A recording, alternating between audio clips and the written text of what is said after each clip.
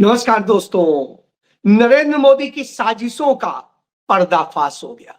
नरेंद्र मोदी की साजिशों के खिलाफ पूरा विपक्ष देश का एक मत एक स्वर में खड़ा हो गया। नरेंद्र मोदी की साजिशों के खिलाफ देश के तमाम हिस्सों में भारी गुस्सा दिखाई दे रहा है। नरेंद्र मोदी की साजिश के खिलाफ महिलाएं भी उबाल खा रही हैं और पिछड़े भी, दलित भी इसको लेकर के बहुत सशंकित है और आदिवासी भी इसको लेके परेशान है। नरेंद्र मोदी ने जो साजिश रची है वो मनुवादी संस्कृति का परिणाम है। जी हां, वही संस्कृति और वही संस्कृति जो अंग्रेजों ने भारत में शुरू की थी कि फूट डालो, राज करो, इधर तोड़ो उधर तोड़ो, टुकड़े टुकड़े करो और मैदान जीत लो। जी हां, यह साजिश रची, लेकिन इस साजिश को सबसे पहले श्रीमती सोनिया गांधी ने इसको खोल दिया था। उसके बाद में राहुल गांधी हो या जयराम रमेश हो, उन्होंने इस पर सब कुछ बता दिया और फिर पूरे देश भर में विपक्ष के तमाम नेताओं ने इस पर आशंका जाहिर की थी। जब ड्राफ्ट आ गया कि क्या नरेंद्र मोदी सदन में लाना चाहते हैं और किस तरह से भारत की संसद में वह साजिश रचना चाहते हैं कि जिसके बाद वो जिंदगी में कभी भी इस पद से ना हटाए जा सके, इतना तरीके से वो अपना खेल करना चाहते हैं। तो सबको समझ में आ गया कि बिल्कुल सही कहा था श्रीमती सोनिया गांधी ने, बिल्कुल सही कह रहे थे राहुल गांधी, और बहुत सही आशंकाएं थी देश के तमाम विद्वानों की। जी हां, ऐसे में ये तब कर रहे थे नरेंद्र मोदी जब देश गंभीर संकटों से गुजर रहा है, दुनिया संकटों से गुजर रही है। पश्चिम एशिया का संकट पूरी दुनिया को तबाही की ओर ले जा रहा है। तब उस तबाही से निपटने की बजाय नरेंद्र मोदी साजिश करते हैं देश के लोगों के खिलाफ, सिर्फ अपनी सत्ता के लिए। जी, तभी शायद राहुल गांधी ने पश्चिम बंगाल में कहा कि नरेंद्र मोदी देशद्रोही है। मैं नहीं कहता हूं, राहुल गांधी ने कहा कि वो देशद्रोही है और श्रीमती सोनिया गांधी ने कहा कि नरेंद्र मोदी को असल में महिलाओं की नहीं, अपनी फिक्र है, अपनी पार्टी की फिक्र है और वो महिलाओं का भला नहीं चाहते हैं, वो पिछड़ों, दलितों, आदिवासियों का भला नहीं चाहते हैं, वो असल में अपने हित के लिए काम कर रहे हैं। जी हां, वो सब उस ड्राफ्ट बिल में सामने आ गया।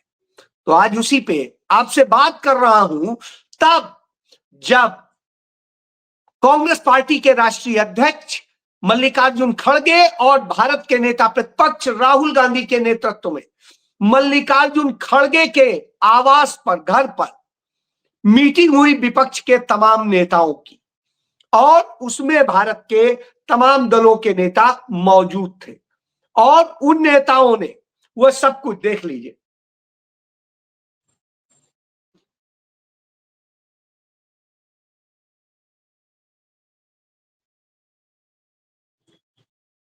देश के तमाम विपक्षी दलों के नेता वहां पर मौजूद थे और उन नेताओं के जो डिसीजन लिया, जो बातें हुई, उसमें यही फैसला लिया गया कि लोकसभा में महिलाओं को तत्काल आरक्षण देने और आज जो परिस्थिति है उसी के मुताबिक देकर के आगे जब भी कभी सीटें बढ़े तो उसी अनुपात में बढ़ाए जाने को लेकर के जो सभी विपक्षी दल हैं वो एक मत से पूरी तरह से सहमत है।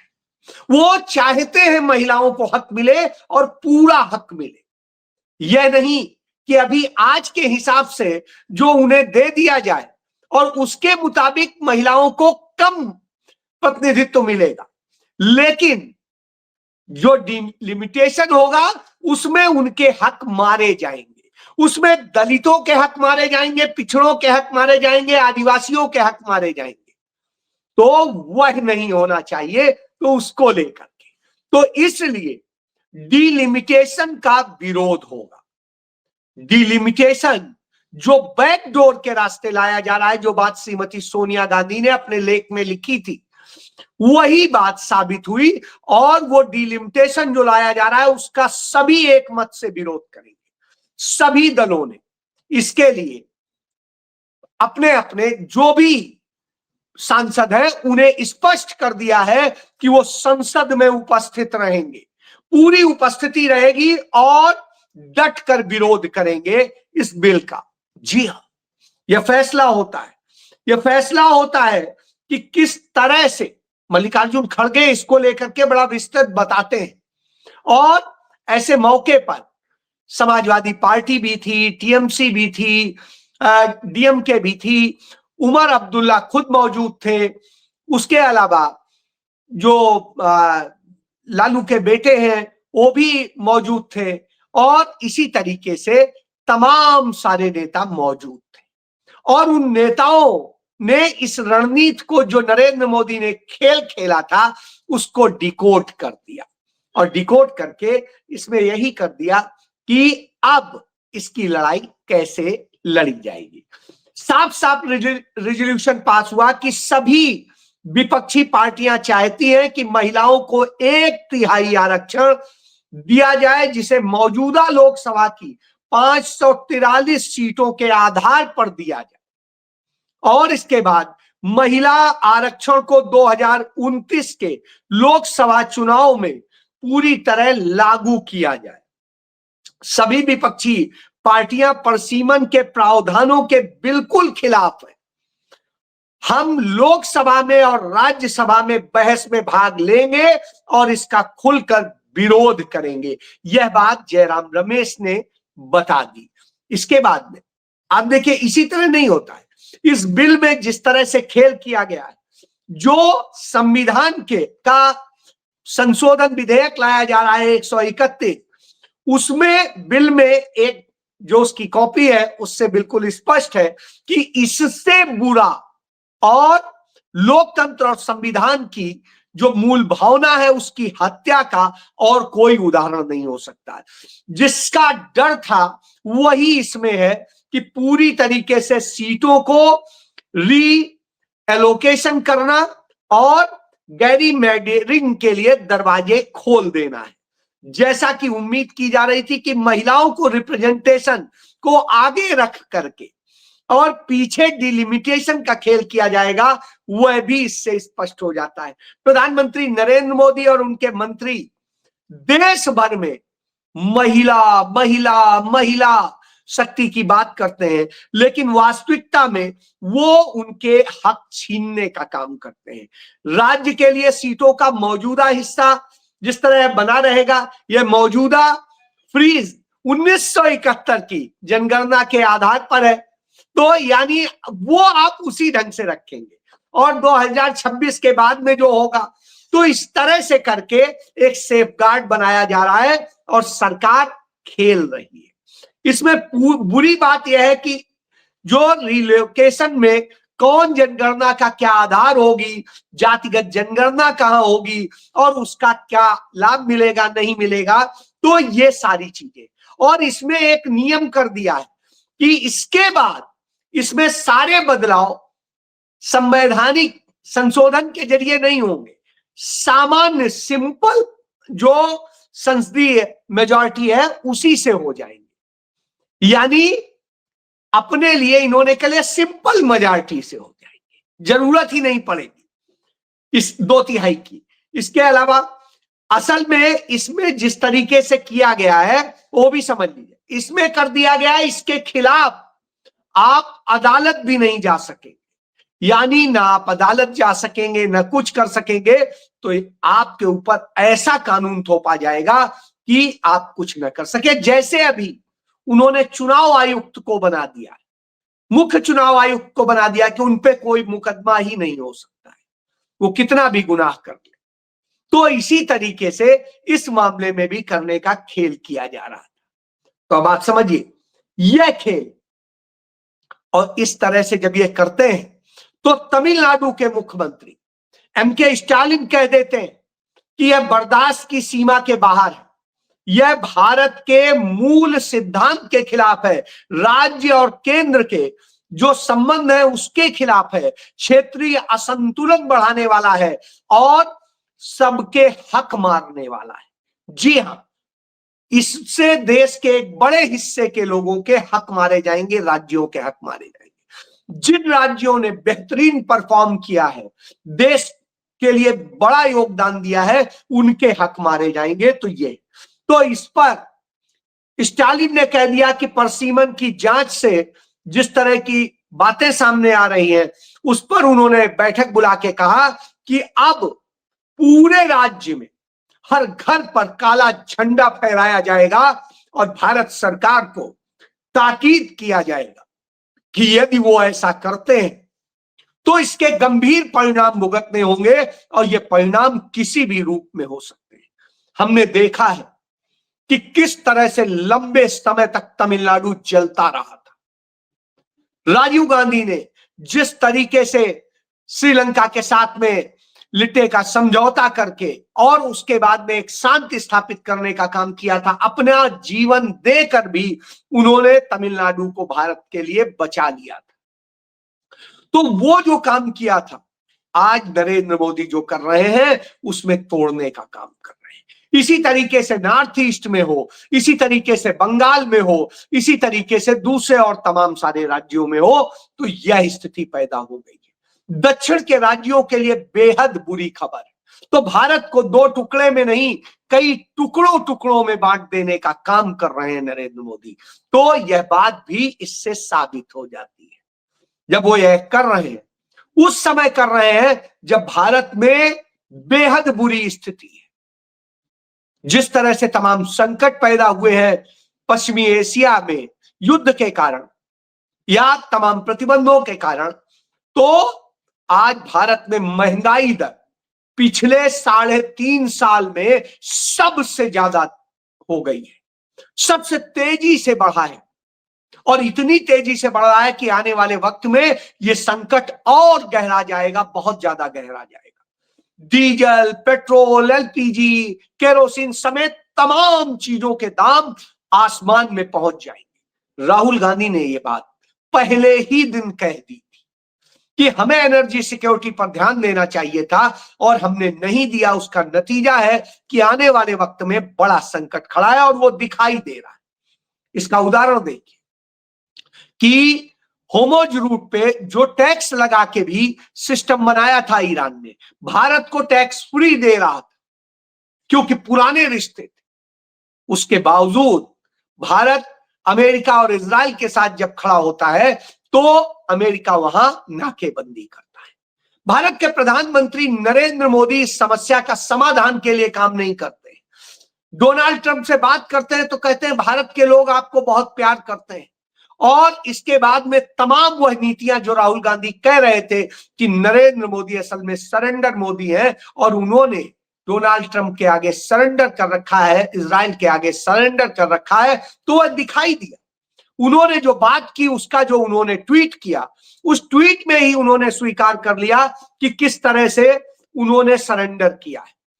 तो जब वो यह बताते हैं तो बेहद दुर्भाग्यपूर्ण होता है कि भारत का प्रधानमंत्री इस तरह की स्थिति में, उन्होंने लिखा कि मेरे दोस्त प्रेसिडेंट डोनाल्ड ट्रंप का फोन आया, हमने अलग अलग सेक्टर से हमारे बाइलिटरल कोऑपरेशन में हुई काफी प्रोग्रेस का रिव्यू दिया।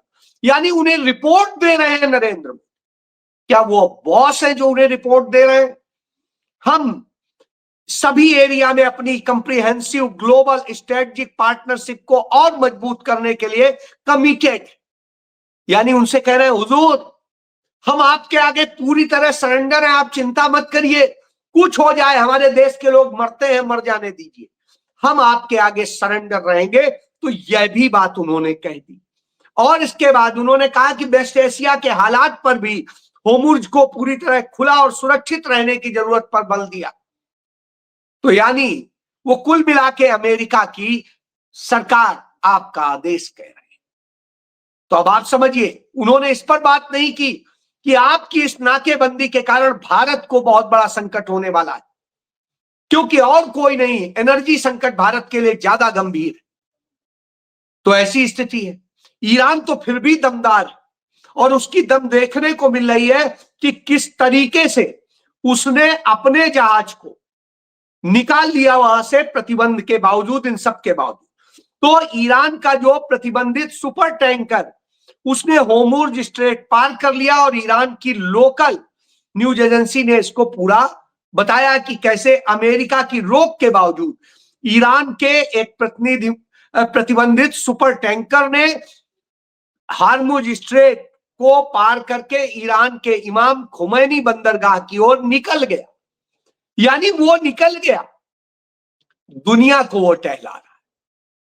चाइना ने साफ साफ कह दिया है कि यदि हमारे एक भी टैंकर पर अमेरिका की तरफ से एक गोली चली तो दूसरी गोली चलाने काबिल हम नहीं छोड़ेंगे, हम यूं जवाब देंगे।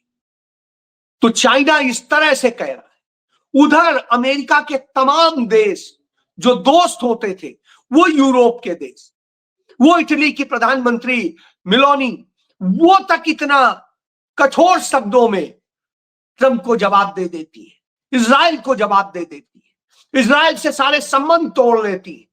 इसी तरीके से स्पेन ने उनसे सारे संबंध तोड़ लिए और तमाम देशों ने तोड़ लिए। लेकिन भारत के प्रधानमंत्री झुके पड़े हैं कि सरकार क्या आप करवाएंगे हमसे, हम वो सब कुछ करने को तैयार, हुक्म तो करिए। तो यह स्थिति है। भारत के लोग मर रहे हैं।